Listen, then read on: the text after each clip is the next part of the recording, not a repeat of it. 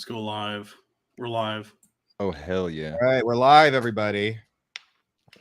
Welcome to the Crowder Boys on the What About Rob channel.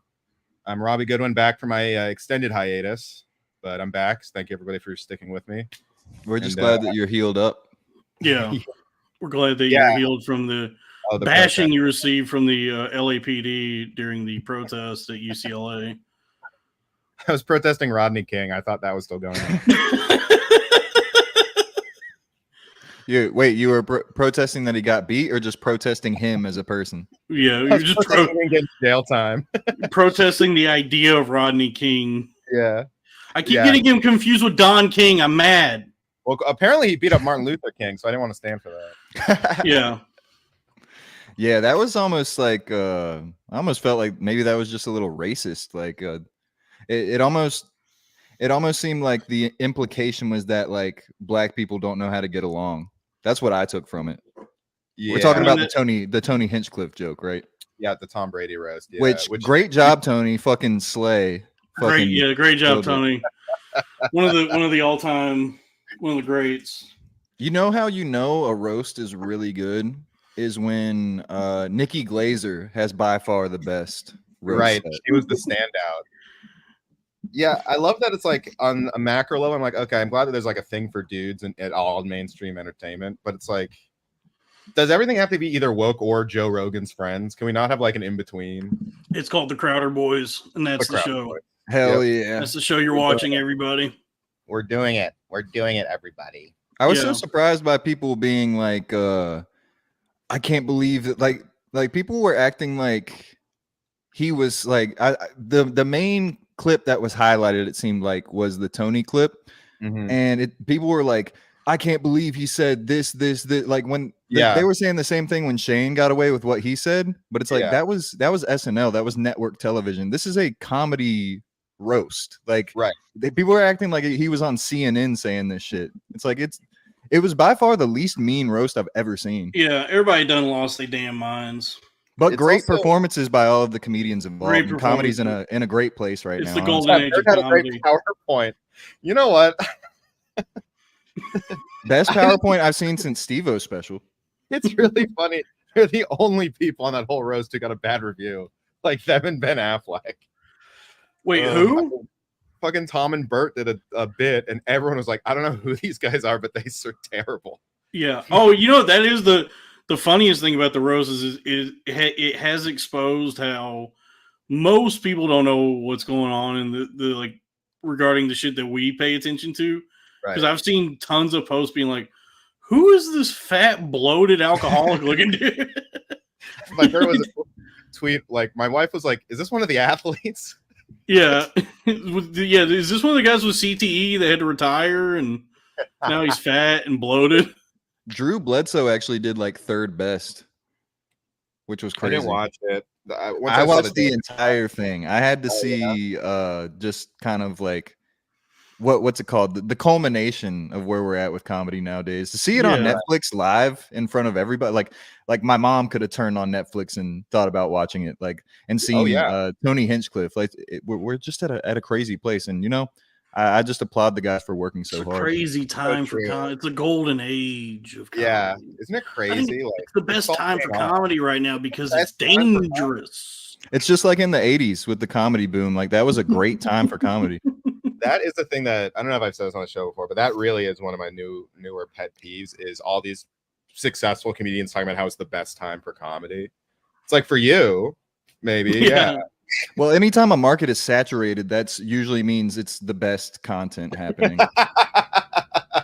So yeah, that would be. It is sort of like if in 2008. The guys on Wall Street were like, this is the best time for the housing market. I know. Yeah, exactly. This is the best time. Better than ever. It's like, it's crazy. Yeah. Everybody has a mortgage now. It's like the best time. Like, a lot of the same people are like, oh, you can't say is it the best time or not? They like that they make a lot of money, but they don't like that they aren't allowed to say things. They like to be the strongest, most verbal assassin is the best time. But also perpetually the victims of the wokeness. They somehow are the renegade maverick truth tellers who are fighting back against whatever this ideology is, but also it's the best time. Liberals who are also the most powerful force in the world. Yeah. I just didn't understand, like, what here's a phrase, and this is probably bad that I'm saying this because people are probably gonna inundate me with this now. The N word. Inundates. Inundate. But one thing that I really can't stand, and I hate revealing things that I can't stand, but the people saying we're so back and this is so back and everything is so back. I want to kill everyone and myself. I think that might be the description of this live stream that I put. It kind of is. Yeah, I mean, we were doing that on the Loud Boys. We were way before. We were the first. Dalton was the first one to do it. We were the first ones that were back. The Loud Boys are kind of so back right now. Yeah, with us. The Loud Boys, every episode, like Dalton would like burp and be like, "We're back." Yeah, we're back. We're back was like one of our catchphrases. It was the catchphrase we had, and I've seen what Craig is talking about. Where me too. It's been memeified. Where now like Ian Miles Ching Chong is tweeting, "We're back. We're so back. It was over, and now we're back." It's one of those things that's flipped from it was first said sincerely, then ironically, and now it's being said sincerely again because so many people said it ironically that the original people believed it. Sincerely about Tony Hinchcliffe saying "fag." Right. And it's like I agree with that. We're back in what way? Because like when people were saying it about SNL with Shane, I didn't agree with that either. But because you see nobody's fucking talking about that shit now, it's like it never fucking happened. But people saying it about roast is like roast never fucking went anywhere. Like, yeah, where did anything go? Because it seems like nothing was ever.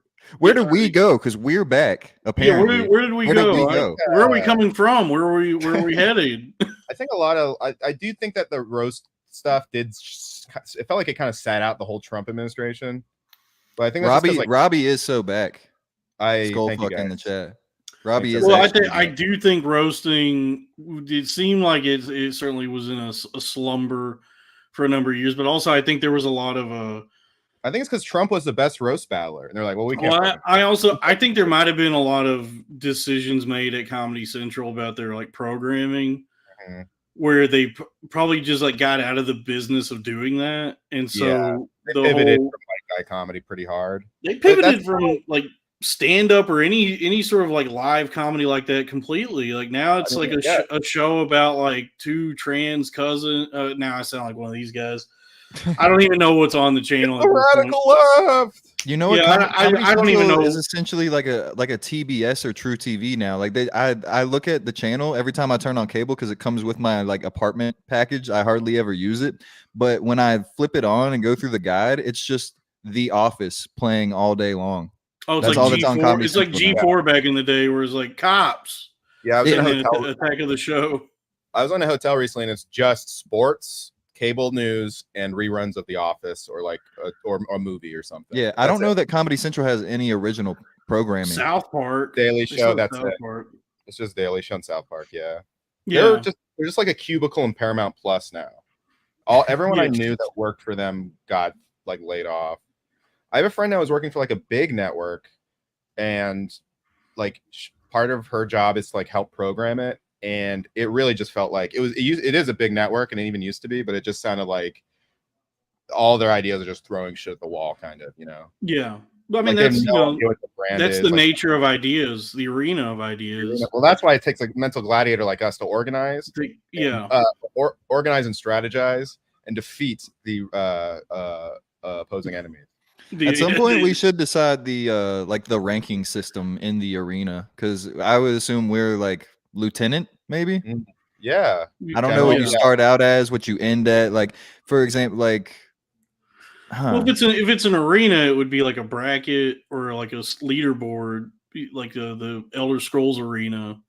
Well, okay, so everybody's a competitor. Everybody's on like a level playing field, but you just kind of get like stripes added to your sleeve. Yeah, and then there's. We're like Joaquin Phoenix and Gladiator if he also got in the ring, because then was also a great fighter. Because we decide the arena, we are the arbiters of the conversation.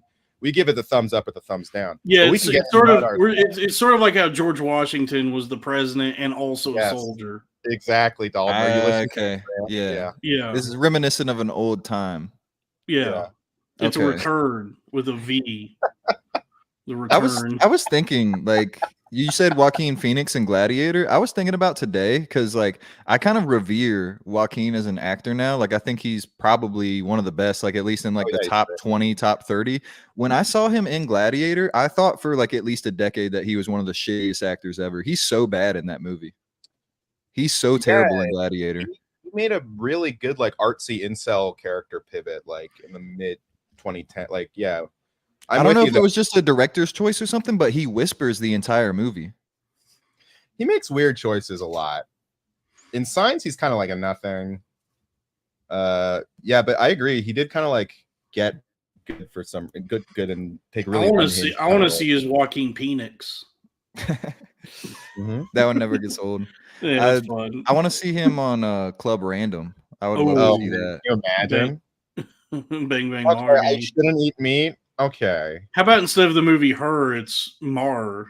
All right. So your brother died. All right. A lot of brothers die. Okay. You got to get over it. Minimizing everything. He would be like, Joaquin would be like, we have to save the dairy cows. And Bill Maher would be like, speaking of cows, my ex-wife just called last night. New rule. Dude, I was married to you. I went on YouTube and I hit play on the Club Random episode with Seinfeld, and I made it as far as Bill Maher promoting his book, and then I turned it off. I was like, all right, fuck you, dude. You had to save it for tomorrow. I understand. Yeah. I wanted to save it. Dude, like, I don't want to waste before work tomorrow because I'm gonna need cheering up. I think The Master is when he started getting really good. The Marster. The Mar. Okay. We're all Mar poison now. Everything we say, it's Mar somehow. Yeah, that's our contribution to our Lord. New religion. New religion. Yeah. That would be if you're gonna stick your dick in the beach, make sure you build a mermaid for. That would be so sick though if Bill Maher just like on Club Random and in casual conversation just said new rule randomly and like declared something. Yeah, he brings it. I'll bet in his mind he's like, no, new rule. Can you pass the mashed potatoes? New rule. Could you go out with me, please? New rule. Can I get your number? New rule. I really like your podcast, guys. We fucked. Do you want to have sex? You know what it was that made Joaquin cool was when he was like the fake rapper. Oh yeah, I still haven't seen that. That's when he got really weird with everything, and then all of his choices after that were really interesting. Yeah, he fucking is legit now. He's been good in a lot of shit. Are those new shades, Dalton? No, these are the shades I've had. You still pink eye? No, my eyes are good now. I just like shades, dude. I like sunglasses. Where did you acquire those? Gas station. Nice. Gas Digital? Yeah, Gas Digital. Because last time I was there, Lev had sunglasses on the whole time. I went into a Texaco and I said, "Is Lewis here?" I heard do you still have Texaco? Where you? I don't know. That was the first thing. Every time I go to a gas station, I give them my credit card and just say, "Fill her up." They're like, what? And I'm like, yeah, I'm sorry. And they're like, "Sir, it is only in New Jersey when they fill up your gas." We don't pump gas here, sir. It is not full service. It is self-service. Oh, fuck you, buddy. You make fun of me. You know what? Gas Digital is a great name because all their sponsors are things you can buy at a gas station. Kratom, nicotine, Delta 8, CBD. All right. Are you Marbage? Okay. New rule. If you had hot dogs growing up and you used fancy sauce on them, you're garbage. H. Foley, more like H. Holy moly. This guy's fat as fuck. Yeah. Just mean Bill Maher. Bill Maher should have been on the fucking roast. You ever have an above ground pool? Oh, then you're a poor piece of trash. Get out of my face. Are you Margaret? New rule. You might be a redneck. New rule. You might. New rule. Did we talk about that? Are you garbage? Is also you might be a redneck. Yeah, we did talk about that. Okay. I don't care who you are. That's a new rule right there. Here's your new rule.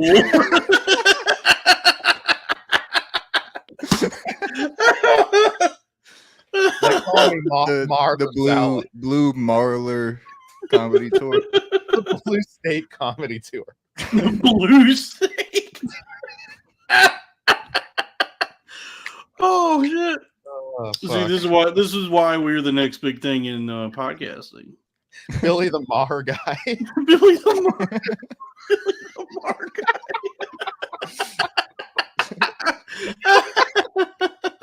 guy. Ron Whitehouse. New rule. Fox newsworthy. New rule. Call me tater salad. New rule. They call me tater salad.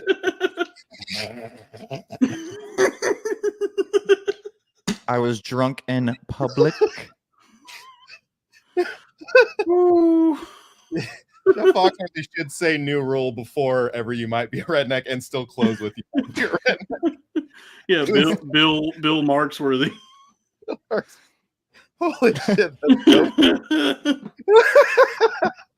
What if Bill Maher was all of the blue collar? New rule. If you use a Cool Whip container for your salad, you might be a redneck. Comedy tour. You might need a new rule. You might be a new rule. You might be a new rule. New rule. If you elected Trump, you might be a red state. All right. Payment to the gladiators in the arena of ideas. Thank you, Daniel Ryan. It's nice of you. I could use it. Thank you, Daniel. Thank you. So much money on this wedding. Yeah. Dude, Super Chats is gonna pay our fucking mortgage. Dude, yeah, I'm stoked on it. Dude, Kevin, look, Brennan told me that he made like $250K in Super Chats, and that's doing his dog shit show. So just like imagine, or in a year. In a year, you made $250,000 in a year doing his daily, like whatever the fuck that show is. It's just beef. It's Kendrick and Drake for old guys. Yeah, it's tough because like our fans are so smart, whereas his are retarded. Smart. Bill Smart, yeah. Bill Smart. yeah. Like our fans are very like broke and very smart. They're more discerning, but just imagine how well a show can do when the people involved actually give a shit at all. I think what I'm learning though is people just really want people to fight. That's why we have the arena of ideas. I guess I'm fighting. I'm in the arena right now with Jake Flores again. Sorry, real quick. I think that this fucking that Brennan verse. I thought it was all wrestling, but Matt Moen said he got a spot at the stand this week because Ray DeVito, who's in that fucking universe, he was like, "You want to do a set of my show?" And I was like, "Sure." And he's like, "Can you also do security? I'm really worried Gino's gonna come and heckle me." Like what this is like all this is real. Sounds like some bitch shit. I think that's just because Gino is like an unpredictable drunk. That's as long as he's paying you, like if I'm mad, I'd be like, pay me for both jobs. No, he did it. He did it, but I was just like, I thought, but it's all because of like Dabbleverse beef, and I was like, it's real. I thought this was all just like a fucking. He looked around and like saw a bunch of like small Jews, and then he saw a guy with a sleeveless shirt, and he's like, "You could be security." Yeah, basically, yeah. Oh, one of those bigger Jews. Yeah, one of those Jews I read about in the Bible. Yeah. Oh, so those are the ones that killed Jesus. Now, okay, that makes a lot more sense. Yeah. What's going on? I was wondering they lifted that cross. All right, it's time to enter the arena of ideas segment. You and Jake Flores. Oh yeah. Oh, I seem to have drawn the ire of Jake again because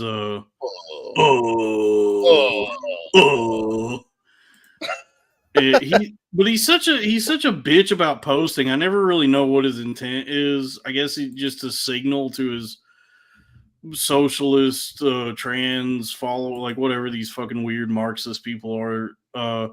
Because he made that long post about Steve Albini, who died, and it was, and it's like, as Jake does, the kind of guy Jake is, he had to tie himself into this death, like saying something about how, I guess this makes sense, the way someone's work affected them or inspired them or whatever. Yeah, I do that.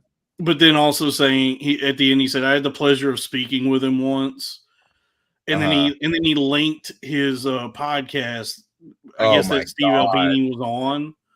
Use promo code Albini's Dead Corpse. Yeah, 10% off my Patreon. And so I commented. I said, "By God, Jake, you've done it again." By God, I don't know. By God, I don't know how you do it. Annoying gay guys' music. I don't know how you do it, but you managed to make Steve Albini's death about you. Whenever something newsworthy happens, you're part of it somehow. And then he just quote tweeted that and said LOL. And then somebody in one of his people said that I'm weird and creepy. And I was like, how am I weird and creepy? And then Jake quote tweeted that and said LMAO. And then he said, I take it back, you are funny. So I don't really know what he's talking about. I think he realized he can't really punch back, so he's just like goes like LOL, look at this city, like yeah. The only winning move is not to play. Fair enough. I am weird and creepy, but Jake is the motherfucker who started fucking his dead best friend's girlfriend immediately after he died, and he was such a shitty boyfriend. She had to go to therapy because of him and block him on all social media. So don't fucking come at me, Jake. Let's not get carried away here. I'm as big of an enemy as Jake Flores is the next guy, but on the Crowder Boys, we believe no bitches. Damn it. I got to draw a line in the sand right there, because you guys say all the time, like, do I stand a by lot of my people bring up not believing women or defend Jake? This is truly a pickle. A lot of people say, a lot of people are saying, like, this girl said this about this guy, this girl said this about this guy, and I'm like, hey, bitches be lying. Yeah. I mean, this motherfucker wants to come at me with the weird and creepy shit, and it's like, you did that to Kate Willett, and you still regularly work with a known pedophile. So I mean, get the fuck out. You want to play this game, bitch? I will fell you in the arena of ideas, Jake Flores. I will bring forth your downfall. What about Stephen A. Albini? Okay. Stephen A. Albini. Now, on one hand, I work with Nirvana. They're very popular. But on the other hand, I have room for my side projects, such as Big Black, which are more influential in the underground. Now, as you know, Nirvana had a baby's penis on the cover. That was not my decision. That was not my decision. I told Kurt Cobain, I said, stay away from Courtney Love. She's trouble. I told him that was white boy shit. I told him that was white boy shit. A man doesn't. What kind of man kills himself, Kurt Cobain? I have a heart attack at 61 like a real man. How you gonna be a man and kill yourself? How you gonna be a man and kill yourself? Become an alcoholic and beat your wife like a real man. I'm Stone Cold Steve Albini. Give me a hell yeah.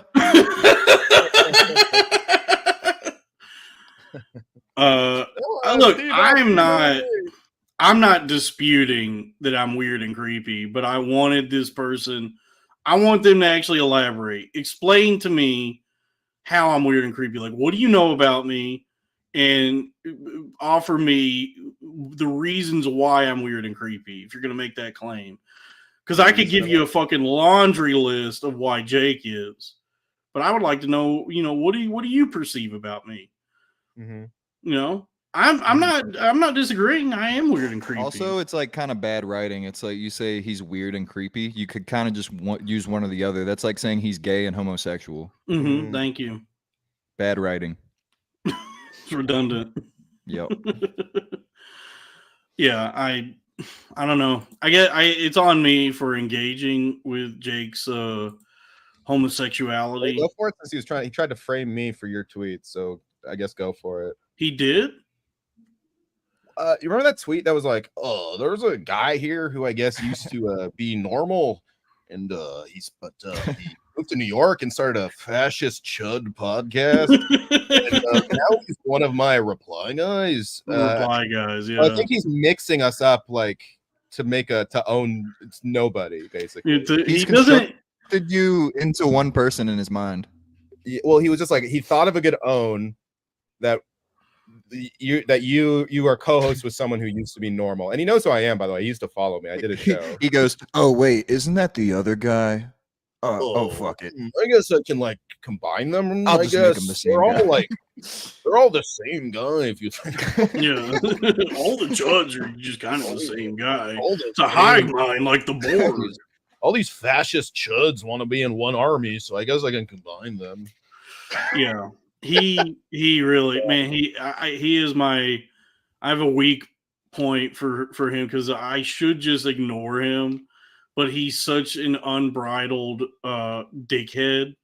Like he genuinely gets under my skin what he does that I have to clap back, and I open myself. You don't up. have to. You can't ignore him, but he is like fascinating. I agree. I can just watch from afar, but it's fun to get in the comments and really let him know what's up. You're stage diving into the arena. I'm stage diving into the arena of ideas. Yeah. I mean, I just did Brendan Cooney, friend of the show. Check me out on Raccoon Tweeties. That was a fun appearance. But he's the one who tweeted me that tweet, or he sent me that tweet about, I guess, both of us combined into one person. It's a reverse OJ, like when OJ wrote his book, he turned the killer into two people. But anyway, but Brendan was like, yeah, and he asked me the story because like I don't really know that much about it. I really love Dalton's replies to Jake. Yeah, Dude, I am accurate. I did the punchline, and after the show, someone came up to me and was like, you know Dalton Pruitt, right? And I was like, yeah. And I was like, oh, from the Loud Boys. He was like, he didn't know the Loud Boys, but he was like, I love his titty videos. I was like, oh yeah, I actually do a podcast with him. Yeah, the titty videos are fun. I got to do another one soon. It's been a minute since I put out a titty video. Mm-hmm. I've been, exploring other ventures. I got a new episode of Corn Fed Bar coming out tomorrow. Nice. Oh, hell yeah. Who red bars the red bar? Oh, Joel. I'm being watched. Red Bar is watching, but who watches Red Bar? Me. Oh. You're roar hack. I'm roar hack. Yeah, thank you. What else is going on? Kendrick and Dre. I actually listened to Flagrant 2 for the first time in a long time because he had a DJ Academics on. Oh my god. Before you even say anything, the last episode of Flagrant I ever listened to, because years ago I considered Schultz like this new up and coming guy that was kind of in the spirit of like older, meaner comedy and was kind of real. Sure. Which he still is. So anyway, the last episode that I watched was him talking to, I believe, just might have been academics or his people on the show, his little dancing monkeys. He was talking to them, and they were talking about Donda versus Certified Lover Boy, and it was just a complete people having no idea what the fuck they're talking about, act like experts on a subject. Oh my god, Crack! That's exactly. Dude, I was so frustrated. I had a feeling of what it was going to be. Well, because Academics is close. Like Drake, like told him when he was going. Like Academics was live every time it dropped, and he's actually closest. I kind of just want to hear his name is. Wait, his name is Academics, but you expect me to believe a black guy paid attention in school? Well, he spelled it wrong. He didn't even spell it right. Yeah, you're not fooling me, Academics. You couldn't even spell your own name right. Yeah, I think he's trying to fool people into thinking he's an academic. But it was so funny because so much in the interview was Schultz trying to explain the beef to DJ Academics, who Drake texted about, like, he's like, I'm going to drop, you should go live. Yeah, who Academics is the Giorgio Tsoukalos.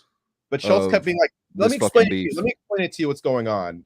And I haven't listened to it all. Schultz didn't even listen to the songs. But he had so many opinions on who was winning. And like, here's why you're wrong, DJ. That's good grifting, though. To just offer up wildly uninformed opinions with like total confidence. I was like, it's not like politics, Andrew.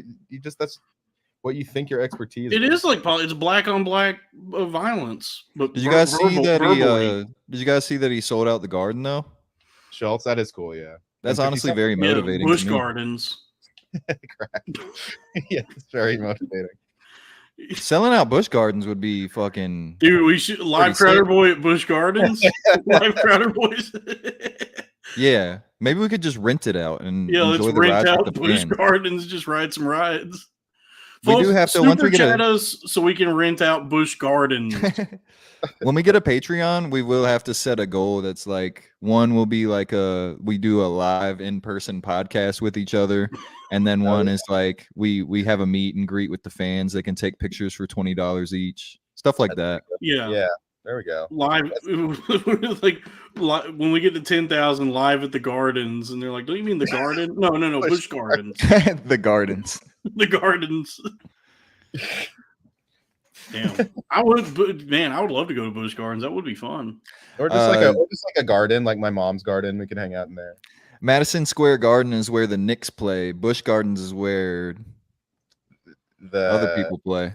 And the other people. I got no, you. we could tell people we're performing at the Garden, and it's the nursery at Home Depot.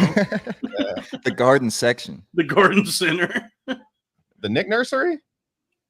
Whoa, be careful. Be careful. What is that? The NICU unit at fucking Harlem Hospital? That's what Kendrick and Drake are doing. Nick Nursery rhymes. Nick Nursery rhymes. I don't even know who Nick Nurse is. Is that like a cartoon shark? Yeah, he coaches the Philadelphia 76ers. Oh, I was trying to. 1, 2, 3, 4, 5 Sixers. Yeah. Are they called the 76ers because of like the American Revolution? Yeah. Okay. Let's put that together. No, everyone on the team is 76 years old. Okay. Yeah, right. Oh, black don't crack. They're not playing very good. Yeah. They're washed because they should really be in retirement and an old. It's very what's actually very insightful is Sam Morrill's NBA tweets. I can't get enough. Those are great. Wow, we really had a really good game. What really is New York royalty? Meanwhile, Stephen A is being hilarious about the Knicks. As I told you, Crack, you said that they should switch jobs. I've not. That's very true. Sam has watched so many more games than Stephen A has this year, and Stephen A is much funnier than fucking Sam. It is pretty astounding how most professional comedians of the 250 that exist, how bad they are at social media, how terrible they are at tweeting. And they always say, like, I don't really use Twitter that much, or I don't need to be good at Twitter for my job. And it's like, well, then get off of it. It's not for you then. Stop tweeting. I really like Mark Normand, but I find it very funny that he used a style of tweet in 2012 and is not updated. Like, it's literally like the same. It's almost like a throwback to what Twitter was like 12 years ago. Who's perfect on Twitter at like a certain level that they're at anyway is fucking Mullen. Mullen will post his dates. He'll post a clip, and then once a month he'll post like a funny ass joke that's like meant for Twitter and not your ad. Yeah, well, because back in the day, Mullen would do schizo like manic posting, and it would be got like big through Twitter. That's like how Cumtown was famous, was because he was like a Twitter guy. Yeah, he would tweet like 100 times a day till it became debilitating, and now he can't use it, I guess. And once in a blue moon, his Twitter used to be really good. I used to, and that's how I was kind of a fan of his at first, and he was friends with other Twitter guys like Sam. What'd be really funny is if Nick Mullen just started like acting like Andrew Schultz. That would be pretty cool if he just got like a nice like fade with like designs in it. Oh, yeah. If he just started like big dicking around New York City and like fucking hella bitches. Yeah. That would fucking rule. Son, we gotta look into Pizzagate. I guess that's just Andrew Schultz though. Still, that is just Schultz. Yeah. Hey, yo, son, what if Stone Cold was Chinese, yo? Yeah. I don't know why. That's always my go-to Nick Mullen bit. He kind of coined that. What if blank was Chinese? Yeah, I mean, a lot of their bits were like, "What if this was that?" He's kind of like a Vlone Predator, except for without the black part, just the Chinese part. I think Nick's great innovation was coming up with new stereotypes. Like, he was good at being racist in a very new way with a bunch of race. Yeah. I think that's ultimately his genius. Yeah, the guy on Twitter that's kind of assumed that mantle is that account Howling Mutant. Because he posted something a while back that really got me, where he was like, if a black guy starts a sentence with "what had happened was," rest assured you're about to hear the dumbest story of all time. Oh, that's an old one though. That's from like In Living Color. Oh, really? My mom said that to make fun of black people. Yeah. Oh, okay. Well, then fuck you, Howling Mutant. I have seen this guy in my timeline though. Yeah, he vacillates between really funny and like like Kumi level racism. I hate when I follow someone that's funny and then they're just like, anyway, the 14 words. It's like, Elon timeline is fucking wild, dude.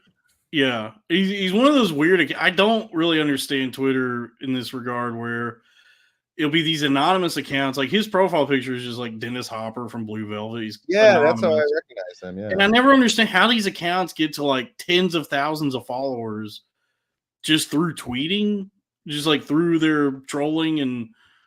It looks like he's followed by a lot of Red Scare people or Dime Square people.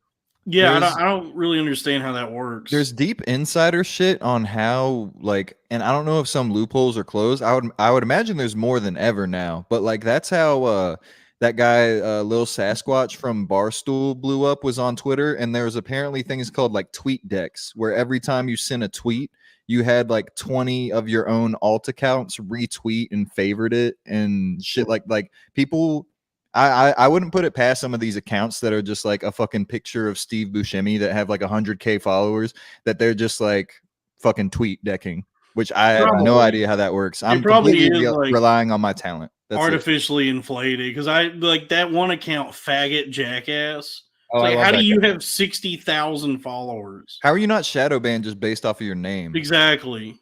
He's funny though. He goes viral a lot for just jokes. Well, I think he's a faggot jackass. He can be funny. He's also extremely obnoxious.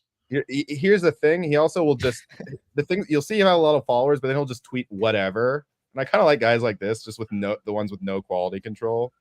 The funniest thing about him is that we're sitting here having a like conversation about our opinion on a man that we refer to as faggot jackass. Yeah, he got us. That's why I liked him at first. But everything he tweeted was like 10 times funnier because it was tweeted by faggot jackass. Yeah, and if he says something funny and you want to tell your friend about it, you're like, "Yo, this guy on Twitter." And they're like, "Oh, what's his name? Let me follow him." He does make me laugh every now and then, where like a woman or somebody will tweet something and he'll quote tweet it and go, "Hold this ratio, bitch." Yeah, he'll do that all the time. Yeah. What's funny is he'll sometimes tweet something against Republicans and go viral, and then like a few tweets later, you'll see in the replies, like he'll be like, "If you're gay, you're retarded," or something, and then they'll be like, "I thought you were gay," because his name's Faggot. They just assume. I've thought about that move before, but not only does it seem kind of cunty, but like it takes balls to call a ratio on somebody. Because what if you don't ratio them, and then that's like, how do you live that down? You just do it constantly to where it doesn't even matter, and then when it does happen, you go, "See, I do have this ability." My Twitter feed is mostly you three. I must have done something right. Thank you, C-Dubs. You really did. Also, this isn't paid, but it did make me. If you make me laugh, I will read them. Marstool Sports. Marstool Sports. New rule: 1 bite. Pardon my new rule. You know the new rule: 1 bite only. Pardon my take my wife, please. Dalton has one of the most elite ratios I've ever seen. He ratioed Ching Chong. He ratioed Ian Miles Ching Chong. Me and Robbie have both ratioed Dane Cook. Yeah, Congrats. That was great. I think we both ratioed Bert Kreischer, which honestly, I apologize for. Me too. I'm sorry, Bert. I wasn't myself back then. I got the New York Times this week because they just like tweeted out like, "Here's our new like crossword editor," and it would just look like the most like. I just got a text from Sal. He said, "How do I watch Crowder Boys live?" There's our control group, is just the average Italian American. Can't figure out what we've been doing with this show. What website is it on? Is it on Twitter? The craziest part about that is he either is on the show or can't figure out how to watch it. What type of a unique personality is that? I love that Sal isn't even on. but he's making me laugh by being retarded. Yeah. Like at us. So many people just could not figure this out. I Matt, think for Sal $2 is the says- smartest. Like, I think Sal is smarter than all of us. I think all of this is a bit. And I think the reason that he just texted you, even Dalton, is because he wants you to maybe think about going, oh, well, maybe if Sal's just sitting around, maybe we'll get him on. Oh, I think Sal's very smart. I don't doing mean to break down the wall to the audience who thinks he's fucking retarded, but Yeah, don't break kayfabe. yeah. I'm $2 shitting on from his Matt. gimmick. Shout out from Virginia, all gang, Hootie cousin. Wody, Who's that? cousin. Hootie. Oh, Is it Wody. In the Wody like a Blowfish? meth pipe? I thought he said Boogie Cousins, like the fucking player. All right, salute. He said Hootie like Hootie and the Salute. Blowfish. At Moto 388. Damn, Yeah. Robbie, you're making bank, dude. The Hello, last Moto. last ones I've done, I haven't really gotten anything, so I appreciate everybody. Yeah. Wody, what I as know a- about Wody is that it's a term for like bro or homie that was used by the No Limit soldiers who were based in Louisiana. Gotcha. I With thought, it Master was, P in them. I thought it was Kendrick- slang for like a meth pipe. Could be. Could be. Kendrick kept calling Drake Crody. Is that- Crody is so funny. Yeah, that was very funny. Because that's like the little slang term that Drake invented for calling people like bro or homie, and now Kendrick's like, yeah. come on, he invented- Crody. Oh my. So it's like Oh my the crow nut of slang. I guess. Yeah, because it's like because it comes from like Brody, which is like from bro. It's like I X never had, understood that X had until bro with a V, like Florida, big in Florida, like in Miami area was bro instead of I'm bro. in like with a Miami, V. bitch. Remember But that? now people are memeing it, and it's really funny, and you just see like fucking it'll be like Jeffrey Dahmer in the picture, and people will be like quotes, "What's up, Crody?" Hmm. Yeah, Or that's maybe pretty it's much not it. funny. It's like he kind of skates by on like it'll be cool just because I'm Drake, but he does a bunch of cringe stuff too. Most of the time, it really does work. Yeah. But I kind of am rooting for him, not to just bring it back to my autistic things I was autistic about this week. But I feel like he's weirdly the underdog because there's just so much more cookable info about him out there. Kendrick doesn't have that much. Yeah, Kendrick is kind of private. I ain't following. I don't know what's going on with these, Negroes. I love Drake. hip-hop. Drake is extremely private for how exposed he is. Yeah, Somebody My else at other- his level, you know everything about him. right. That's true. I also think he's doing a lot better than people are giving him credit for. Like his songs, he wrote, they were pretty good songs. But it's like, yeah, going up against Kendrick Lamar. Yeah. Matt says I heard it on Cash Money Records songs. Wody. Okay, cool.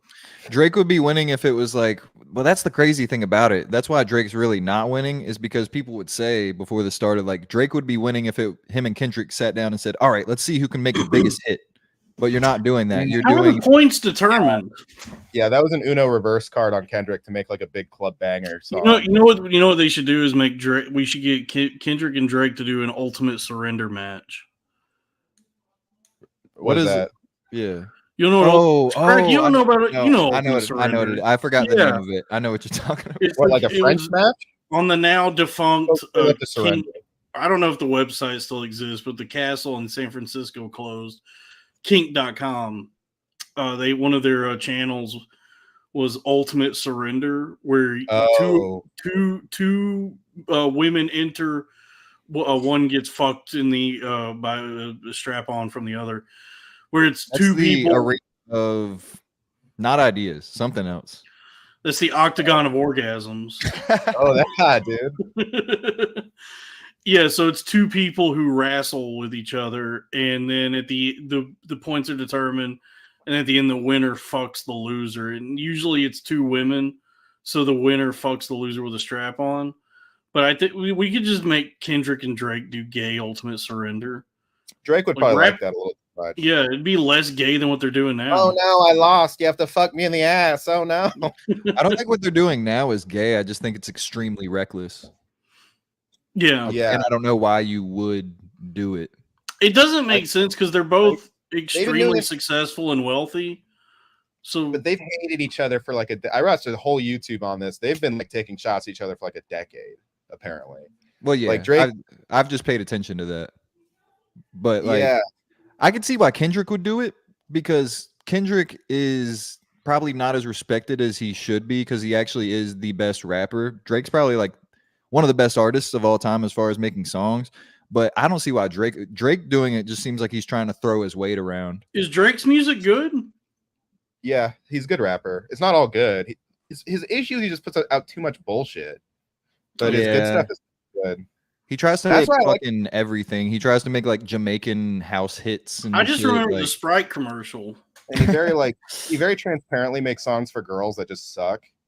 But that's why I like the beef, because it like Kendrick never releases music fucking ever, and Drake never like writes good raps anymore. But they're both great at it and so they like forced each other like do both their best shit. They're elevating each other. Robbie, can you Bobcat Gold?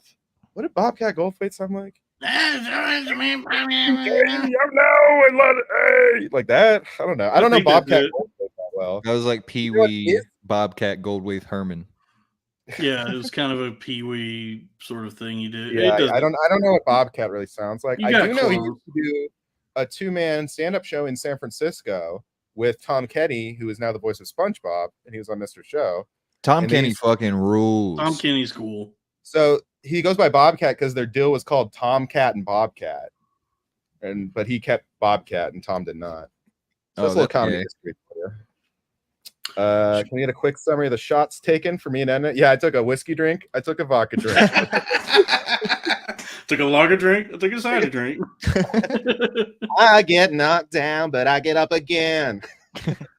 Yeah, well, can we get Chumbawamba in the beef? Yeah, let's get Chumbawamba back to join in on the Kendrick and Drake beef. So it all started with Drake came out. He fucks a white child. He fucks a black child. He fucks a Mexican child. He fucks a Chinese child. He fucks a 12-year-old. He fucks a 10-year-old. Fucks a 9-year-old. So it all started. They've hated each other for like a decade. Kendrick got on this song with Future. Future and Drake used to like be really close collaborators, but Kendrick came out with this song. He's like, fuck J. Cole, fuck Drake, because people called them the big three. And he was like, I'm sick of that. It's just me. And so then Drake, I guess, that song became like a huge #1 hit. So I think Drake was like, fuck that. I'm going to respond to everybody. And then nobody else responded. But then everyone was like, but then Drake could be like, Kendrick, you going to respond? Ha, ha, ha, ha. And then Kendrick was like, yeah, I'll respond. But he dropped 2 songs, and Drake dropped like an 8-minute song where he was like, Kendrick, I heard that you beat your wife.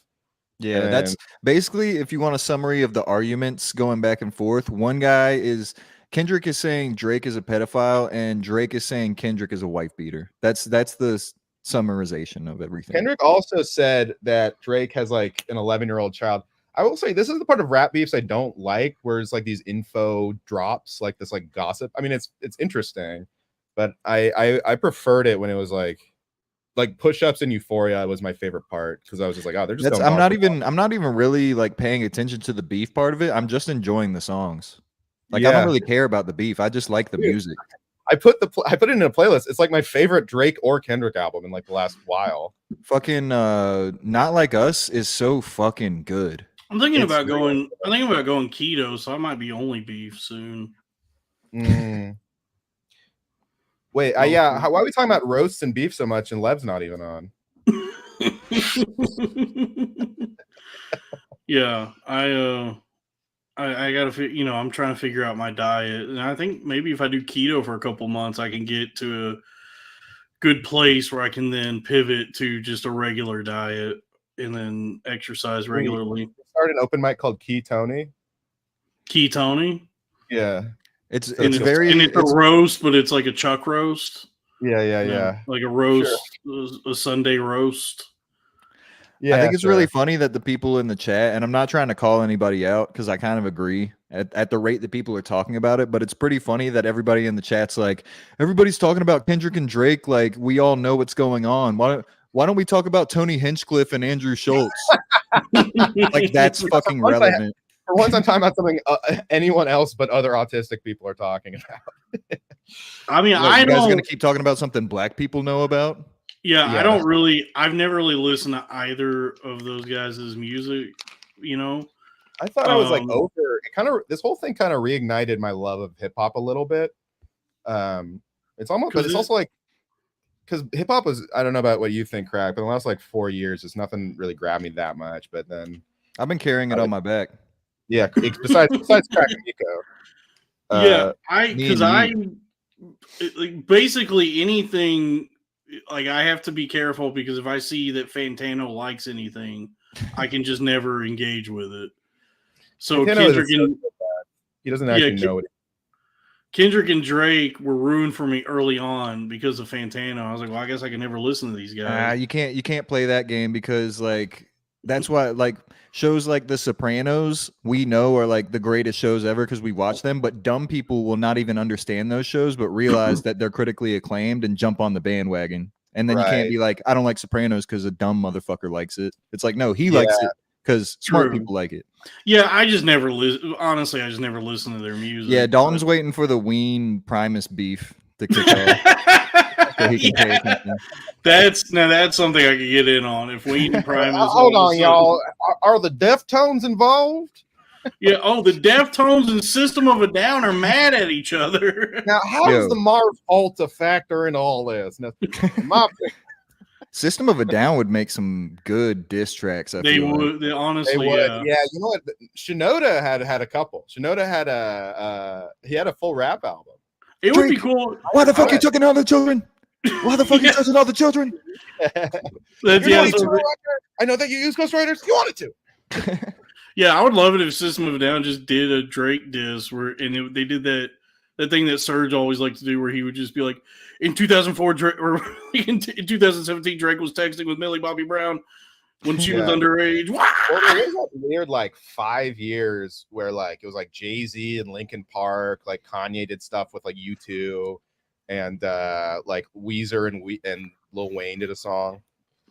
Like there was like a weird like 5 years when like the races came together to make like mashups. The Jay-Z and Linkin Park shit is the best thing Jay-Z's ever done. I love that album. Jay-Z's super fucking overrated. Big guilty. People in the chat are saying that Melvins and Butthole Surfers had a beef. I thought they were friends. Melvin? Are they talking about YNW Melly? No, Melvin's King Buzzo, Dale Crover. Kendrick's been walking around in an Oasis shirt. I think is like a tribute to the King of Beef, Noel Gallagher.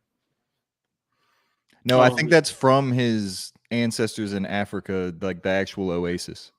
Oh, I see. I say. Mm-hmm.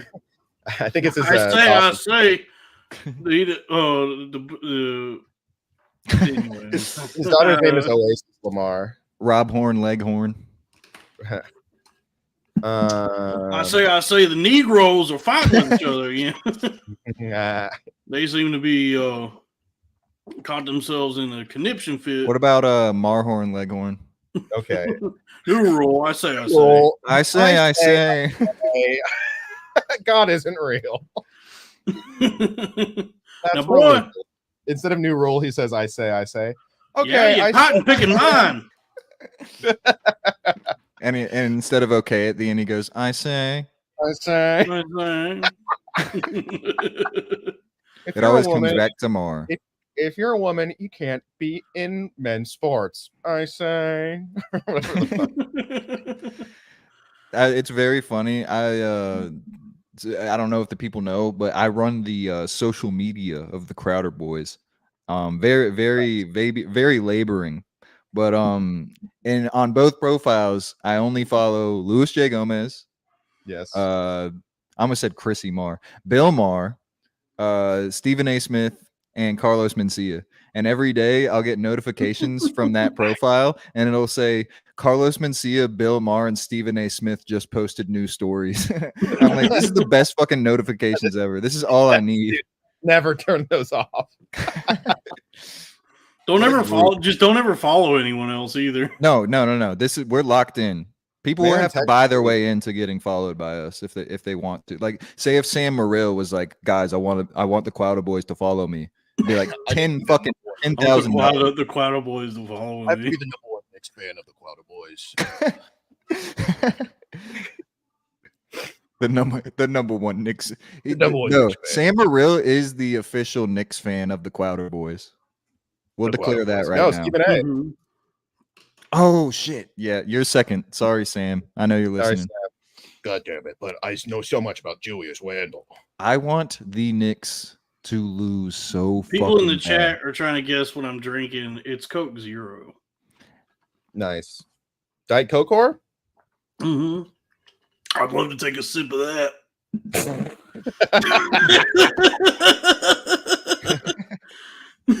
I love when you hit me with an uncleism, Dalton. Oh, I love it, yeah. Love to take Like- a sip of that It's like cold, on Thanksgiving if Billie Eilish came on TV. that tall glass of Diet Coke right there. Oh boy, yeah.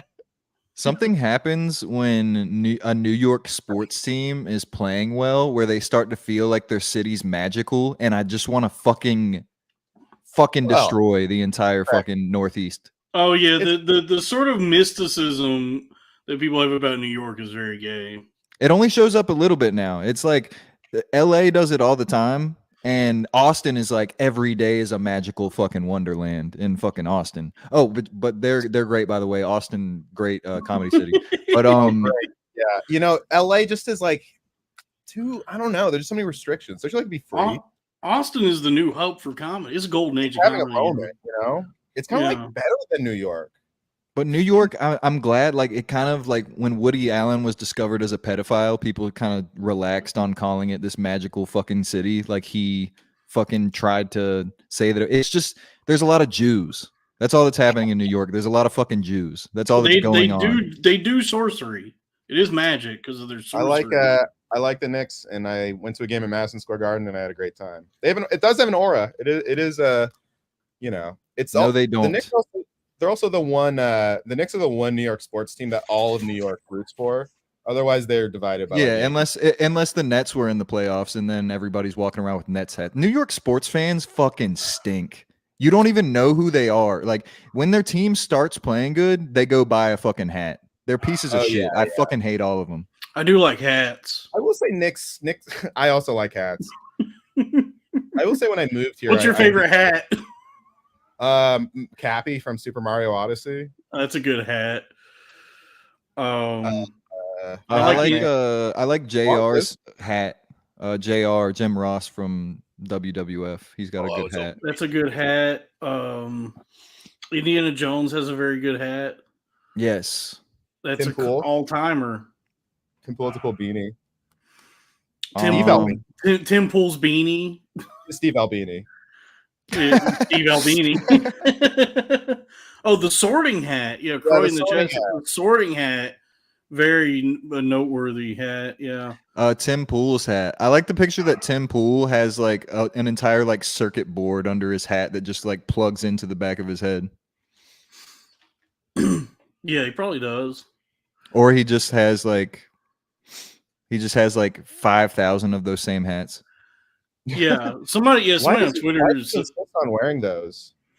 I don't know. Is it just because he's bald? Is it just because he's bald? Probably. Maybe. But you think he'd switch up the type of hat at least? I think it's more likely, and this is even worse than if he's insecure about being bald. But I think this is more closer to the truth. Is that he perceives the beanie now to be his brand, so he has to be seen with the beanie because that's the Tim Pool look. I could also see him being on the spectrum, and people on the spectrum wear the same thing a lot. He's hiding his Tim Pools. You are hiding. Oh, he is hiding his Tim Pool. Oh, wow. He is hiding his Tim Pools. That's why Crack makes the big bucks. You should release a Tim Pool disc. He's in the Tim Pool of ideas. You are hiding a Tim Pool. The Tim Pool of ideas. Is he Jewish? Because his name is literally Temple. Maybe. No. What's another cool Temple hat? should switch to a do-rag. Thank you, Croyd. I almost called you Crody. I thought your name was Crody. I'm trying to think of some other hats. What about Crody Stevens? Crody Stevens. Yes. I'm from Toronto. The 6. Yes. Doing it. Hangover 1. Hangover 2. Views. Hanging myself. Now we're here. That is crazy. You just made me realize he was in The Hangover and then he hung himself. Wow. Yeah. Well, can you imagine being friends with Tony? Robbie killed her on Cooney's podcast. Later, boys. Bang Bang Mar gang. Fuck Bang yeah. Bang Mar gang. Thank you. Yeah, I think Cooney's podcast will bring us some people. I think there's. Oh, please. His name's David Lucas. Yeah. Meanwhile, Devin wouldn't just fucking return my DM to get doing his, not even Lemon Party, Hate Watch, his sideshow. I caught some heat for saying that, for suggesting the word about David Lucas. Yeah, you had some was balls with that one. Yeah, there were some people who were like, "Hey, if you're gonna be racist, just be racist." I mean, and I was so bad I wanted to actually just say it, just be like, well, "Fine," but I had to be. you know what's funny though, is that tweet is truly for no one because you were dunking on him for associating with Kyle Rittenhouse. So you get no one on your side with that. You know what? You know what really pissed me off about like people's reaction to that is that like people choose to like, okay, so people are so dug into fucking issues that if which this is what we all had a tweet about it, which Robbie's was probably the funniest because it had nothing to do with like the issues or anything. I put Calvin Candy with Samuel L. Jackson's character from Django, and people are like, people are thinking it's a statement about Kyle Rittenhouse. It's not. It's a statement about David Lucas and how he'll pander to his audience. It's not. It has nothing to do with Kyle Rittenhouse and anything he did. I could give a fuck about Kyle Rittenhouse. It's about David Lucas, and people just choose to ignore that. It's really fucking annoying. People are also just stupid. Like not to break kayfabe, but I'm amazed at how many people are like, "Crack, you're a sellout," because of what is obviously a bit about loving. I don't understand why somebody can't have a change of heart nowadays. Sorry, like, I don't understand. I'm sorry, I was hacked. I didn't mean to say that. You're cracked. I was cracked. Just to enlighten the audience, we've had no conversation about this privately, correct? No, we haven't. No, this was just my. I thought I was smart. Egg on my face. You're Mart. I'm Mart. What about Walmart? Walmart. Okay. New rule, low prices. I think we did this already. I think we did this already. We might have a new rule. Roll back. It still got me again. Roll back. Sometimes when we repeat bits, they're callbacks. You know. No, I'll go ahead. I'll go ahead and tell everybody. I'll address this right now because people are probably wondering. With like the Andrew Schultz shit, I am kind of being like a sarcastic dick. The true thing is that like that's a little bit of a bit, but honestly, and from my heart, completely, I really like Bert Kreischer now. He's great. He's actually from fucking hilarious. He's the machine. He is the machine. Yeah, he's the machine. That happened. That's awesome. Yeah, dude. I mean, it takes I don't think I've seen it. The funniest part of the story is that like he's trying to say he's the man, but there's a language barrier, so it turns out he's the machine. So cool. I mean, you can't make that up, honestly. Yeah, that's funny. I don't care who you are. That's funny right there. That is cool that he's that cool. That like I don't have to laugh. I just have to enjoy how cool he is. When you know that like Russian mobsters like him because he can drink. That's pretty tight, dude. That's pretty cool. He's very charismatic. It takes a special kind of person to win over the Russian mafia like that. It's weird too. Like I still haven't seen The Machine, but like the only reason I'm not watching it is because here you have this extremely likable guy in Bert Kreischer, and then on the other hand you have Mark Hamill, who is just a fucking disgusting pervert. Samuel David Lucas come to my town. Robbie come to I would love to come to Lexington. Oh my god, are they coming together? Are they a package deal? I'm not. Talk about the worst. Are you asking if they're jacking each other off? I thought like coming together. I thought he was the towel boy for the Knicks, and I could get some gossip. Black guy. I like thinking that Sam Morrill just sees a black guy and he's like, "Do you know anybody on the Knicks? Is that your family?" Hold on, you hit Madison Square Garden. There's no way you can be rich and black. Madison Square Garden. David came there with Schultz, and Sam Morrill just stopped. He's like, "Hold on, there's no way a black guy would be here. You must work for a black guy." I get why people don't like both. I actually think Sam is a very good comic. It's just funny to make fun of him for the. In what way? He's cookable. The views that Robbie expresses are not a reflection of the Crowder Boys as a whole. I like him and Mark's podcast a lot. But yeah, I mean, I think he can be very self-serious and corny, so whatever. I would definitely see Sam. I would not advise seeing David. I think if you see Sam, you might actually have a good time. Because well, David will make you think, or just wait till I get there. David Lucas is very cerebral, so you might laugh during the show, but when you drive home, you definitely gonna be thinking about what he said. You gonna be thinking. You're gonna be thinking. It'll be like, Yeah, my uncle actually mighty corny. Him No, and but- Schultz are running the same grift of just like talking black but doing conservatism. Yeah, I love being made to think when I go to a comedy Yo, that show. cozy shit was made in a lab, son. Just like how Kendrick was in the lab cooking. You know, if somebody said that, I'd kill them. You know, they always say that some guy cooked in a lab, but a lab is not where you cook. You're thinking of a kitchen. Asians cook labs. wow. Thank you. Dude, that was Crack Amico level. Well done. No, but actually, like $1. When someone doesn't have a message, I'll do my traditional new rule. Thank you. oh, Matt's pictures rules. New rule. Thank you. New rule. Thank you. I tweeted that the first time. One of my favorite ones that you said, Robbie, was new rule. I'm Peter. New rule. I'm Peter. Oh, I did bring back the Peter puppet. Oh, you have the Yes! Peter puppet? I brought You're a back the Peter Pumper. Yeah, we're trying to replace Robbie with the Peter puppet. Peter It's the Peter, lost the most of Peter my Pumper with luggage. the Peter puppet. I mean, I lost my entire carry-on bag at LAX. Or Did you they lose lost your it. wayward son? Harry? Yeah. They lost my luggage. That was the so gayest joke ever. I had to borrow my one of my dad's carry-ons. And so the only thing in my carry-on is the Peter puppet.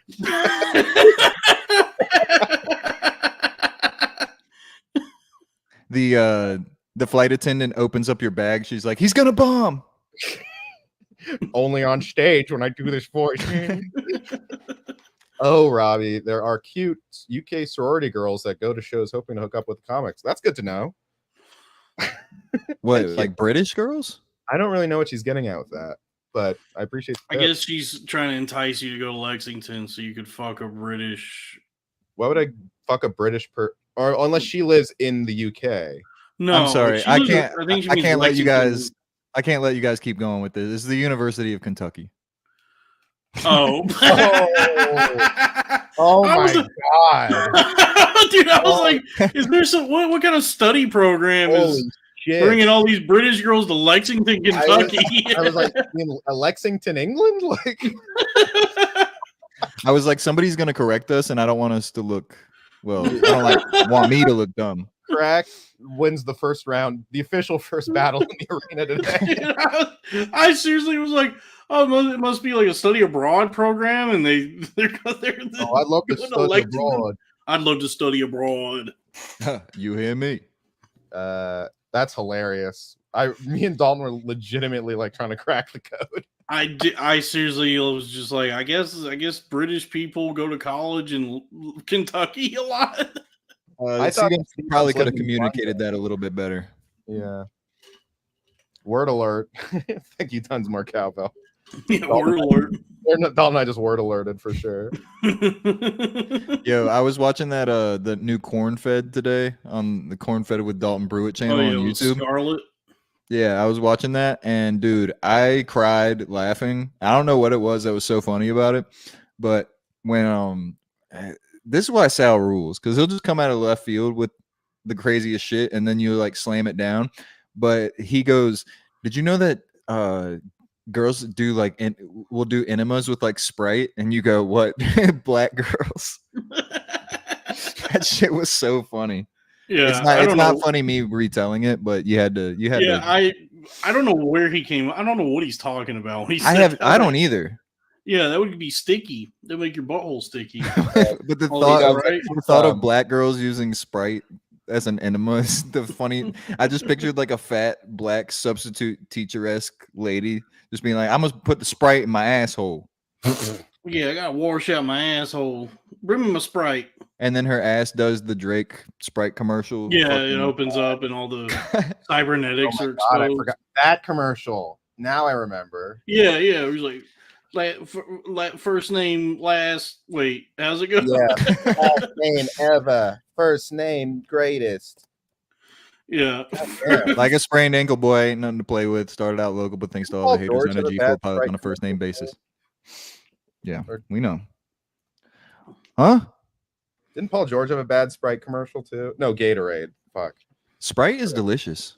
Sprite's great, dude. I tried Starry, the official drink of the NBA. Are you good? Starry, I the liked it a name lot. Starry fucking annoys the shit out of me. It's terrible. I mocked their branding. I like Matt Star Maron Me, the brought it over. Pokemon.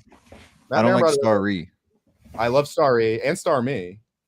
They need to I make a like commercial Starry. that's like, "Is it too late now to drink Starry?" Yeah, And there they're you like, go. "No, So it's wait, not is- because it's is- actually caffeine free." Is Starry that- good? You Starry's see that good. movie Starry to bother you?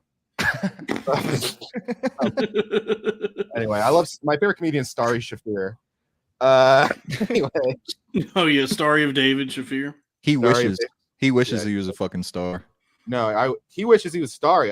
Matt brought over Zero Sugar Starry, the official drink of the NBA. It was delicious. I've been mocking it all year because I thought the rebrand was terrible. Is it better than Sierra Mist? What's it think I like comparable it better than to? Sierra Mist. Mm. What's the baseline that it's like comparable to? Is it like Squirt? Right. It's like like Sun- Squirt is grapefruit. Sundrop is delicious. I never see Sundrop anymore, but I used to love Sundrop. Yeah, a lot of I people think say that- Squirt is piss. It's actually grapefruit.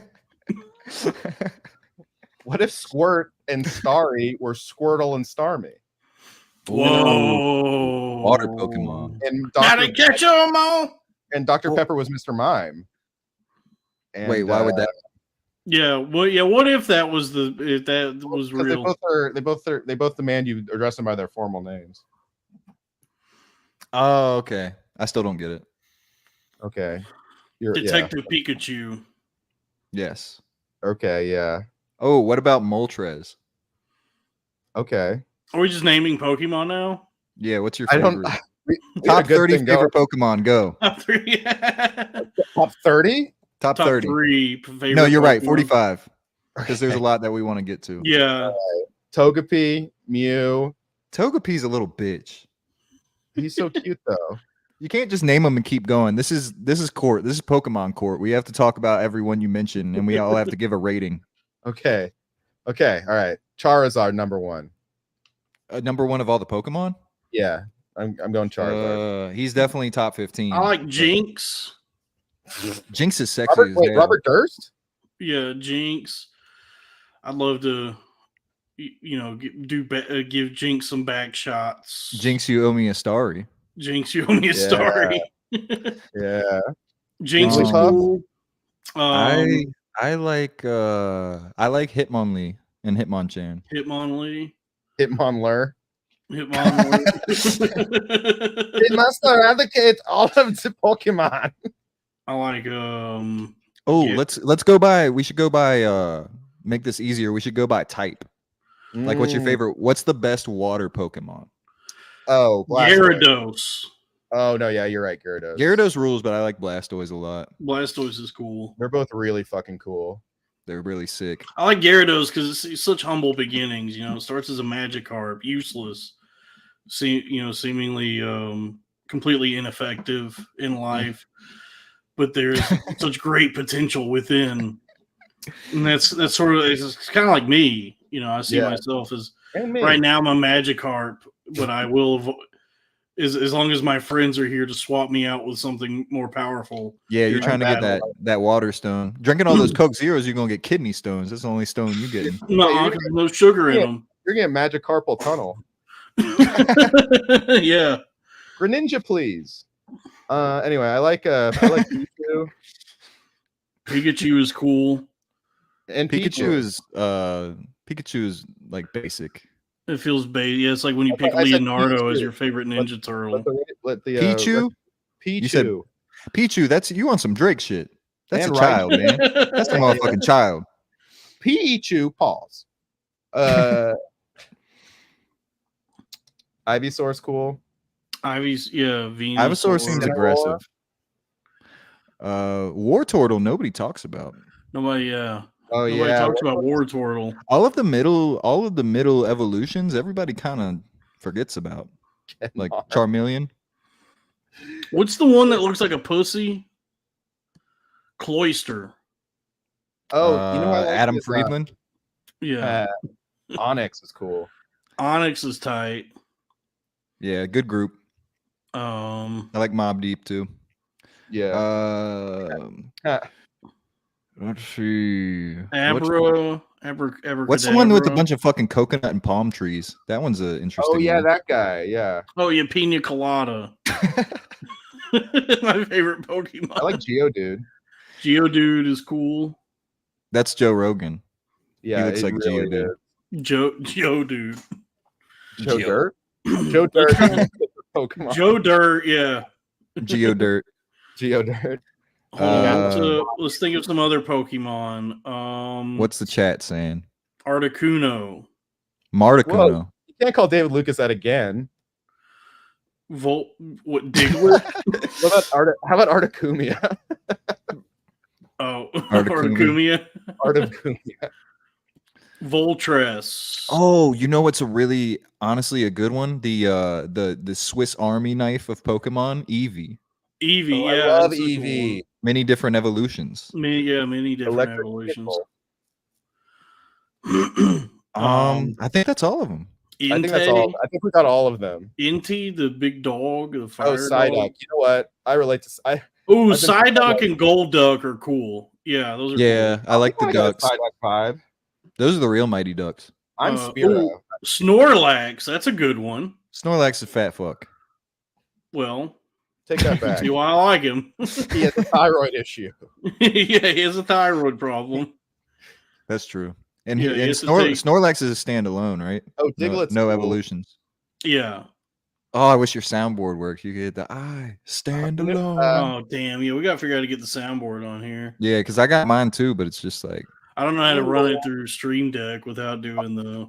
Okay, Christians, if evolution isn't real, how did Pikachu turn into Raichu? But then there's the others, the other side is like, if we evolved from Pikachus, then why are there still Pikachus? Okay. Great point. The fundamentalist Christian Pokemon trainers is like, tell me this: if evolution is real, if you tell me a Pikachu for Raichu evolved from Pikachu, why are there still Pikachus? I think if somebody got Joe Rogan high enough, he could be convinced that Pokemon were real. Probably. So you're telling me if I walk around the forest long enough, that's a Growlithe? That looks just like a dog. That looks like Marshall. Have you heard the stoned Mankey theory? I've heard the Emma Stone Mankey theory. Ooh, I want to get hanky manky with Emma Stone for sure. I'm sorry, Dalton. That was fucking great. I love Emma Stone. Stoned Mankey theory. Yeah, have you heard the Stone Mankey theory? With Ash McKetchum. Robbie, Mankey is the ape monkey type Pokemon, so instead of the stoned ape theory, it's the stone Mankey theory. Okay, I see. We should did anybody talk about why has there never been a deep dive into Gary and his story? Because there had to be a reason he was being such an asshole to Ash, right? He's just a kid, man. Kids are bullies. Yeah, kids are just full of angst and hormones or whatever. And it's honestly same as comedy, dude. People just they climb the ladder by being dickheads. Yeah, that's the Who real the fuck horror. would do something like that in comedy. That's the real horror of Do what? Nothing. Go ahead, Dalton. No, I was gonna say that's the real horror of the Halloween movies is that Michael Myers, at least in the John Carpenter movie, behave. Michael Myers is that for no reason. He had a loving family, and then he just murdered them as a kid. And Pokeball tech would solve world hunger. I agree. Thank you, Drew Huntley, for the $2. Yeah, my wife packed my lunch in a Pokeball. I read an interesting study that the stereotype that the bullies are outcasts and have bad family lives is not true in a lot of high schools and stuff.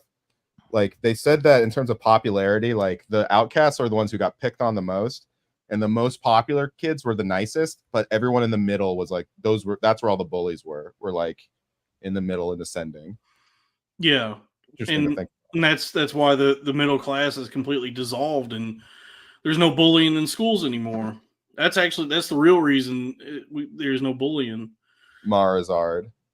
I think there's no fights, but I think the bullying still happens. It's just all online. The only middle class I want to be in is Malcolm's. Oh, right. Yeah. Okay. Life is unfair. What about Malcolm X in the middle? Mhm. Okay, all right. Life is still unfair. What if I'm For a different reason? Life is even more unfair. Okay, yeah. What if I'm trying to remember New York's football team? Life I'm like, is unjust. they might be Giants. Oh, And I'm they not gonna might say, be Giants. Oh, they might be the Giants. I'm still trying to. He has not answered me because he posted that thing, and I said, "Please answer the question." How am I weird and creepy? And he has not responded. It's funny because you're obviously baiting, right? Like it was like a joke. Me? I mean, I just like troll him constantly for engagement, I guess. But yeah, it is fun. It is fun when he actually responds to it because I know like it's funny to troll and then be like, "How am I weird and creepy?" Like, yeah, yeah. But like I said earlier, like, or are you actually trying to like spar? yeah, we're doing battle in the arena of ideas, Jake and I. But I mean, I'm not disputing the fact that I'm weird and creepy. I just would like some details because I could tell Jake why he's weird and creepy for sure. Right. And yeah, how about some constructive criticism, Jake? Exactly. Instead of just saying LMAO like a fucking bitch, just trying to like signal to your weird Marxist followers to look at this guy. Actually, tell me, give me some details. Oh, we all know why this is funny. That's what Jake's saying. And That's exactly I agree. Don't ask me, but I agree, Jake. Yeah, he's such a like contemptible fucking dickhead. Is there an Indian middle class? Yeah, it's called Podcast Sidekick. Listen to Flagrant 2, everybody. I'm trying to never fuck with Jake again, which this is like the 5th time I'm trying. Stopping making fun of Jake Flores is harder than quitting drinking. Yeah. But like I'm trying to stop now because I saw like after he went to that protest, I was like, oh, this guy is actually retarded. Like it's so lame to be 40 years old and go like, oh, I'm gonna go to a college campus to protest Israel. And he wasn't like, I'm gonna leave my phone at home because I care about like the injustices. I want to just be there and experience it and really kind of touch and change people's lives. No, he went so that he could tweet about it the entire time he was there. It's the gayest fucking shit ever. This guy has not escaped the mentality of a fucking 18 to 22-year-old. That's my whole thing. It's like, you know what? I was like this in college a little bit too. Just like it didn't matter what anyone was protesting for any reason. He's like, if there's a protest, I'm going because I'm anti-establishment, baby. Yeah, I mean, look, we all love it. Who doesn't love attention and engagement and furthering their own careers? I love attention and engagement. I really do. He needs to stop acting like he's not the thing that he vilifies. Like you are the thing you hate, Jake. Like you Ian are Villa Finance. What? Ian Villa Finance. Yeah, Jake is Ian Finance. If that's the case, Ian Villa Finance. In vilified. I mean, they're both gay. They're both gay. Word alert. Word alert. Vilify stance. But I mean, it's like you don't. Like, if you want to decry capitalism, well, you don't get to be a stand-up comedian and podcaster in a communist like society. There's no place for that after the revolution. So what do you think is going to happen if you got your way and there was some violent, bloody communist uprising and we replaced the system we're in with this like communist bullshit? Do you think they're going to be like, your job is podcasting in the commune? Well, that was Mullen used to make that point. I thought that was like one of his best ones. And it's funny that Jake is like his former best friend, Jake, is like the living embodiment of that. Is it time that we address everybody that was friends with Jake Flores for being a dumb dickhead, for being friends with him in the first place? It's like, how could you let this guy slip through? No, because Jake used to be chill. Jake used to be chill. He was actually kind of a funny dude. And then he got indoctrinated into this like communist cult. I won't lie. He does have glimpses of like, I don't want to say like being funny.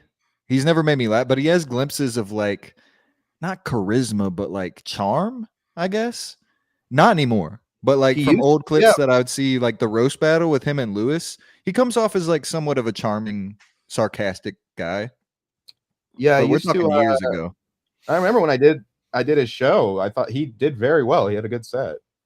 Yeah. I mean, fuck yeah. it. The Nice chat set of wants a tits. Squeeze update. So I think Squeeze is currently looking for a job. He's buying an RV. He's also looking for a job. Squeeze is the guy from Confederacy of Dunces. Ignatius J. Squeeze. Yeah, he's that guy. Squeeze is like Squeeze is like Forrest Gump, but if nobody believed it that anything happened to Forrest Gump. Yeah, Forrest Lump. Shout out to you, Squeeze. Shout out to you, Squeeze. I wanted to have my back after in the Mike Figs divorce. Yeah, good luck on the job hunt. I hope you get that RV and open up that comedy club and start the podcast. Think about the comedy club, Squeeze. Think about the comedy club. I'm picturing Squeeze's tweets. Like one's like, me and this black guy that I met in the military are gonna start a shrimp business. Yeah. I just ran back a kick return for Alabama. I shook hands with Nixon and drank 15 Dr. Peppers. One time he was like, "Oh man, I went to this girl's house. Apparently, I have a kid." Yeah, I love the tall tales of Squeeze. I don't know what's actually going on there, but Squeeze is obviously not his name either. He's such a mysterious character. he's such an enigma. He seems to be constantly doing things and also constantly watching podcasts. Yes, he's always on adventures, but also is on his like 10th hour of do-rag and the deer tag. I know. Yeah. He's like fucking a fat bitch with an AirPod in, listening to dad meat. Yeah. No, babe, you won't believe what Lewis said this week. Yeah. So I want to try that one time, listening to a podcast while I fuck my girl. That's psychotic behavior. Yeah, it's like, babe, do you mind if I put something on while we have sex? And she thinks it's music. Yeah, but it's podcast. Yeah, you click the button and it's like, fill her up. Yeah. I did a joke that I fucked the Mark Maron opening guitar riff. Just like the Okay. Yeah. I don't think I've ever actually listened to an episode of WTF.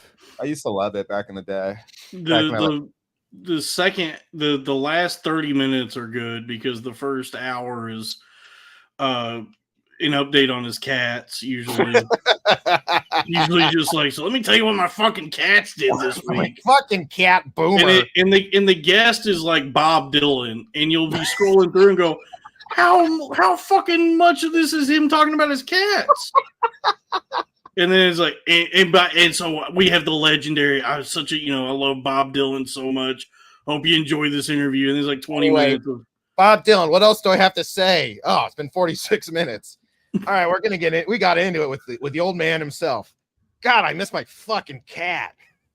Yeah, that's usually how it goes. Speaking of musicians, I judged Roast Battle in LA. It went great.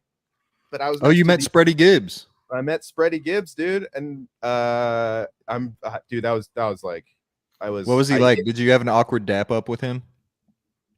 No, so I was just judging. I didn't even know he was gonna be on the show, and he just sat down right next to me, and he was super drunk but super fun. He was with Jamar Neighbors. That's the guy from the Bee Gees? Yes. Okay. I was like, hi there, Freddie. I love your shit. I was like, where's your brothers? He's like, what do you mean by that? What do you mean by that? What do you mean, my brother? You mean my brother? Why do you say that to me? No, if it was Freddie Gibbs, the Bee Gees would be staying for black guys. Yeah, he was really nice. The Bee Gees. One time I said something really funny, and he like leaned over. He's like, ah, like that, and I was like, damn. All right, now I don't believe anything you're saying. This is the coolest thing I've ever seen. It's all on tape. I think it's coming out. Jamar Neighbors. Yeah, this is a Sweeze story. This is a Sweeze tall tale. Yeah. This didn't happen. Sweezy Goodwin. Let me guess, you fucked a fat chick that night. Kind of. Yeah, his mom. I've never seen it. It was a lot of fun though. And I'm gonna go see a show on Saturday. I did not ask him for a ticket. I did buy it, but I'm excited to see it. Did he call you crazy ass white boy? No, but he indulged me when I asked him if we could take a photo. Oh, you got to earn your crazy ass white boy badge. He I did not. indulged you. But I heard from Frank Castillo said that he liked me, and I was like, God, what a fucking. This is what I thought LA would be, you know. But anyway, everybody's in LA according to John Mulaney. Oh yeah, and everybody's in LA. I would have thought that you'd be having an anxiety attack from the fact that Sal is fucking stealing your job. Yeah, this is kind of weird because like Sal was like Sally Hagar, and now we're with David Lee Robbie again. David Lee Ross from Friends. David Lee Lucas. Is David Lucas David Can't Schwimmer? Oh my god, yeah. I dodged Tony though by a week because Tony judged roast battle this week. Oh, good thing, dude. You would have got fucking eviscerated. Dude, I know. I'm almost like I really made an enemy out of a guy that I probably am going to see again in a lot of different ways. So what? You beat his fucking ass. Yeah, fuck him. No, I don't care. It's just like it's just. What can he do to you? I just had. He just walks in. He walks into the building and he sees you with like his Terminator eyes, and he's like, "Boys, remove him." Yeah. Who did you battle? Get rid of him. No, I judged. Oh, I was judged. So that's the thing is I got. Wow, you're really moving up in the world. You judged? Yeah, Brian Moses is just such a nice guy. God sent his only son to earth not to judge but to save. That's true. Thank you, Craig. One time I was on rap with Ari Shafir, and I was like, I'm roast battling next week. He's like, nice. And then I was like, and I'm judging the week after. He's like, I don't like that. I don't like that you can judge and battle. Like, dude, it's just a show. All this like authority gatekeeper stuff doesn't make any sense. Frank Castillo. Well, a lot of people didn't like fucking the fact that people were making jokes about Kobe and his daughter dying. I know. I was like, also Ari, you don't roast battle. What do you fucking? You don't know the rules of stand-up comedy like I do. Yeah, exactly. I'm a verbal assassin. Mob where it's like you need to be a made guy to judge. It's like, okay, dude. Dude, these guys are fucking dinosaurs, dude. They don't even know about like the shit that we're doing, the way we're changing the game. Venusaur. They're like Venusaurs, and we're Charizards because we're fire types, they're grass types, so we're stronger against them. Smoking that grass type, smoking that loud, boys. Smoking that Joe Gorman pack. Whoa! I'm rolling up JG and the blunt right now in the wood. Yeah, that's that. What the fuck is that little pygmy up to? What's that little magical elf doing? You're a wild ass dude, Craig. Yeah, what the fuck is he gonna do? I don't give a shit. Yeah. I mean, he seems funny, but I'll call him whatever the fuck. What is he gonna do? Take a swipe at Craig's shins? That's the thing, Craig. Because I don't doubt that you don't give a shit. As I said, you're a crazy ass white boy. He can say what he wants about me too. I don't give a fuck. What's he gonna say? I'm better looking than him. I'm more talented. Joe's a shit talker, so he can take it. I'll fucking kill him if he says anything about me. I'm not joking. I'll fucking kill him. If he makes even the slightest fucking joke about me, I will fucking find him and kill him. Yeah, he has no idea how serious this is. Like this is a one-way bit. I make jokes about him, and he doesn't say nothing about me. Protect your fucking neck, Joe. Yeah, that's our podcast. Protect your necks. Yeah, protect our necks. Protect your neck. Protect our necks. Before you get your motherfucking mind proven, little boy. I'll pull up and prove your motherfucking mind. Oh, I just got a $25 ticket to see Ghostface Killah too. So that'll be fun. Live Nation right now is doing concert week. They're $25 tickets to a bunch of concerts. Hot tip. Wouldn't you rather just like be at home and like zone out into your phone while the fucking Jerry Seinfeld movie plays in the background than like spend money and go watch Ghostface Killah? Wouldn't you rather scroll Twitter while Unfrosted plays on your 27-inch TCL TV? Dude, I tried as hard as I could 5 different times to lock into that movie and I couldn't. Yeah, I'm bummed about it because I do like. I did go buy some Pop-Tarts. I mean, it was a giant commercial for Pop-Tarts and cereal. That's all it was. That part of it worked on me because I said, I haven't had a Pop-Tart in a while. And so I went and bought some blueberry, some brown sugar cinnamon, and some s'mores Pop-Tarts. Oh my god, Guys. s'mores hot is the best Pop-Tart. Pop-Tarts are awesome. Pop-Tarts fucking rule. That's Pop-Tarts. two things me and Seinfeld can agree on. Pop-Tarts and 17-year-old girls with big tits fucking rule. 17-year-old Jewish girls with big jubes. Seinfeld had the right idea. Pop-Tarts are great. Well, I agree with him on that. Seinfeld should have just went and bought a lot of Pop-Tarts instead of making a movie. Seinfeld should have bought Kellogg's. For 10 years though. Yeah, I think like I agree with Seinfeld that Pop-Tarts are awesome, and he had a great idea. Poor execution, but a celebration of Pop-Tarts. Yeah, a celebration of Pop-Tarts is cool. That's a good idea. The message of the movie. The movie was so fucking the message of the movie, a celebration of Pop-Tarts. I can get on board with that. So funny. I love Pop-Tarts. Pop-Tarts do rule. And there was that scene too where they're in like the cereal. They go to the cereal lounge and it's just like slow-mo porn of like them pouring milk on like Frosted Flakes, and it's like, dude, this is just an advertisement with a bunch of celebrities in it. Drew says Brian Regan covered Pop-Tarts. The big yellow one is the sun. The Pop-Tarts. I try my best. I'm Brian Regan. Well, I'm Brian Regan. Wait, what are my bits? I don't remember.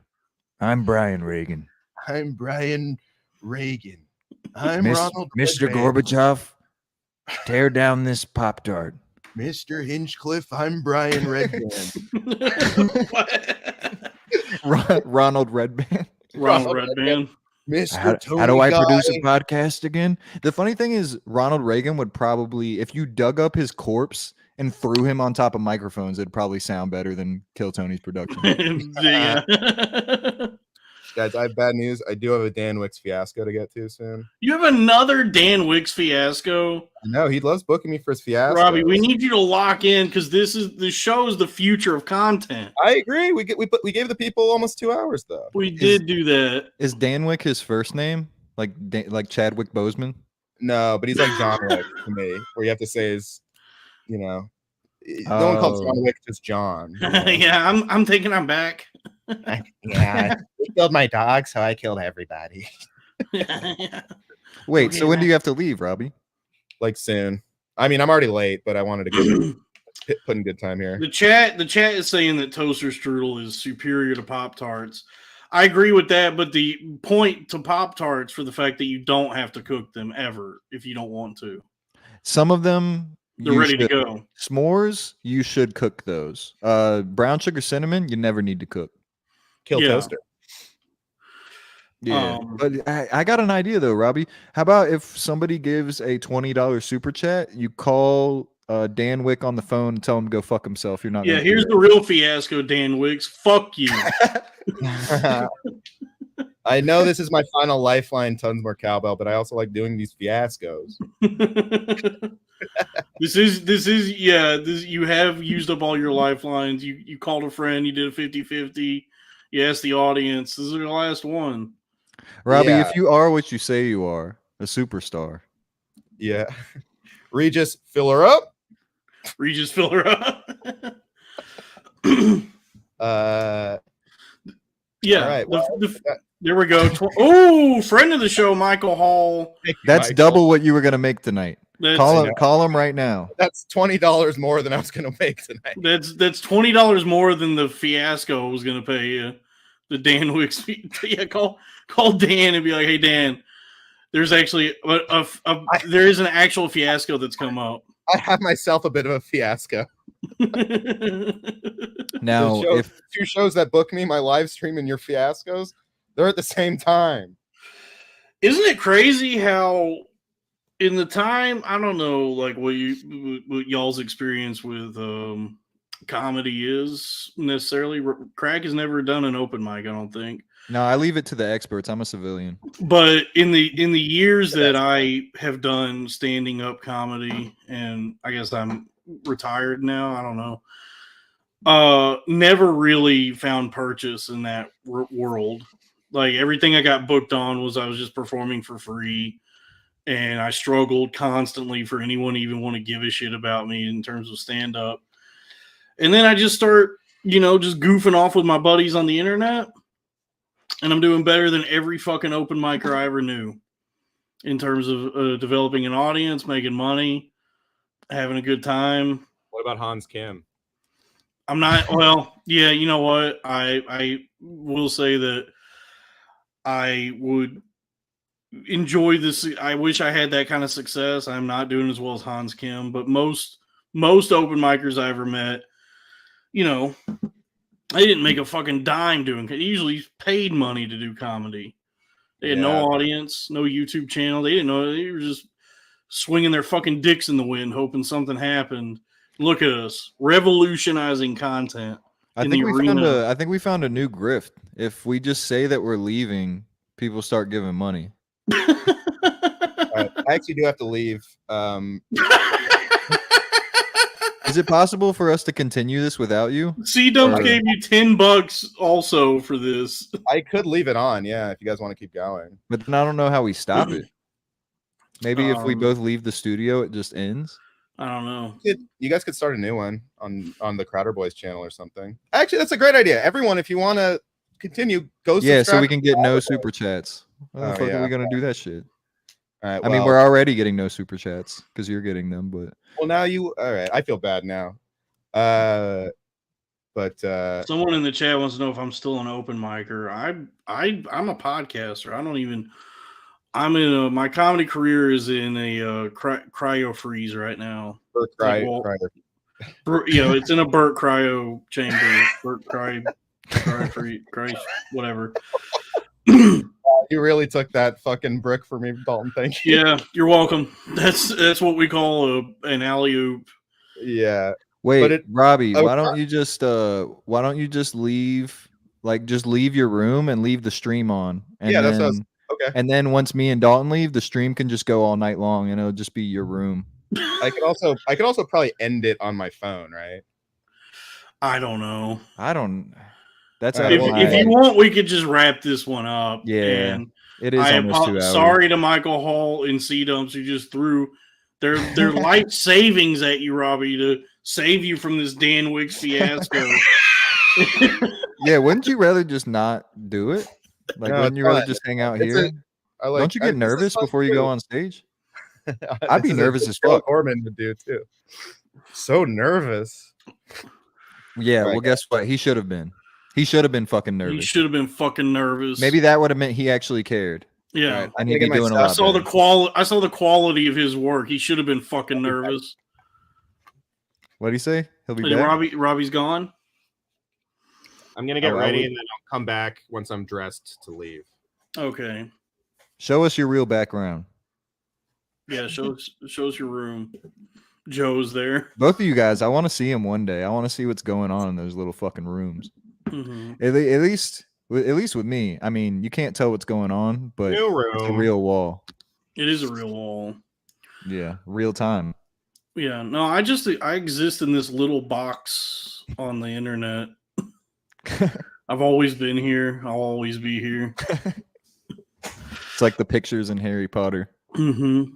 Yes, I'm a GIF. Wait, Robbie, maybe you can take your computer with you and you can live stream your stand-up set and me and Dalton can do commentary on it.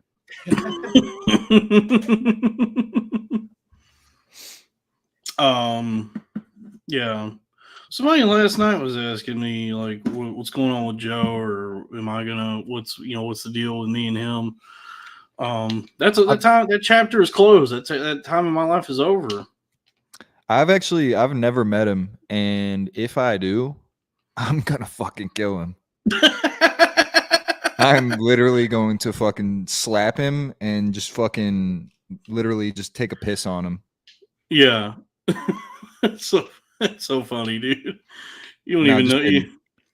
Yeah, he seems like an all right guy, but I will fucking kill him if I see him. Thank you for having my back there. Yeah. We didn't get along. He left you in the lurch. He did leave me in the lurch. You rang. He left me high and dry. He's a lot shorter than Dylan, so I'll beat him up. Mm-hmm. Dylan is just too tall. Yeah, he's also, and who am I to talk about this? But he's also extremely out of shape and wobbly. Do you think I could beat up Joe Gorman? Easy. Oh hell yeah! Yeah, it would be like Goku fighting a fucking, you know, it'd be like Goku fighting Joe Gorman. Maybe I'll call him out for the next Carnival of Combat. Yeah, start a beef with Joe Gorman. That'd be fun. People would enjoy that, like a sort of roundabout reunion. I'm the new Loud Boy. Yeah, I'm better than you can ever be. You're much better to work with for sure. You're more collaborative. You have a better vibe, better energy. Yeah, and I'm very mean on the show, but behind the scenes, I'm a very nice guy. Very nice guy. You probably would be better at stand up.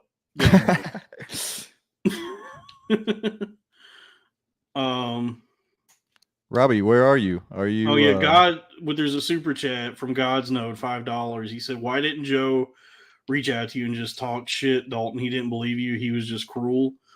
I think he was just cruel. Yeah, I don't know. I mean, he and I were like beefing for a little while prior to my collapse, but I don't think he has like the emotional capacity for dealing with something that was that real. As somebody who watched all of Loud Boys in the matter of probably 2 weeks, it seemed as if at a certain point Joe kind of got annoyed by you. Yeah. For some reason. And it seemed like towards the end, you were starting to get annoyed with him too. But in the beginning, it was like way early on. He was kind of like annoyed with you. And it seemed like you were just kind of trying to get along with him. And then at some point you were like, all right, fuck this guy. Yeah. When I started like going manic was when I became much more confrontational with him, where like all the jabs and swipes he was taking at me early on, I was able to brush off and just be like, in service of the show and our business or whatever we're trying to do, I'll just let this go. But then as I started to go a little crazy, it slowly, I was definitely behind the scenes screaming at him. So I'm not without fault in that entire situation. I was just not publicly going after him, but when the cameras were off, he caught the fury. Here's what I think we should do. This sounds like something that could be patched up. I say that once, maybe down the road a little bit, let some things die down just a little bit. We have Joe Gorman on the Crowder Boys, and it'll be on my channel, so that if he starts getting a little fucking chirpy, I'll kick him the fuck out of the room. Like what's her name? He is the male femoid. All right, Dan just texted me where I am, so I'm super late. All right, tell him you're not coming. Okay, thank you. Tell him you're not coming. Bye. All right, bye. God damn it.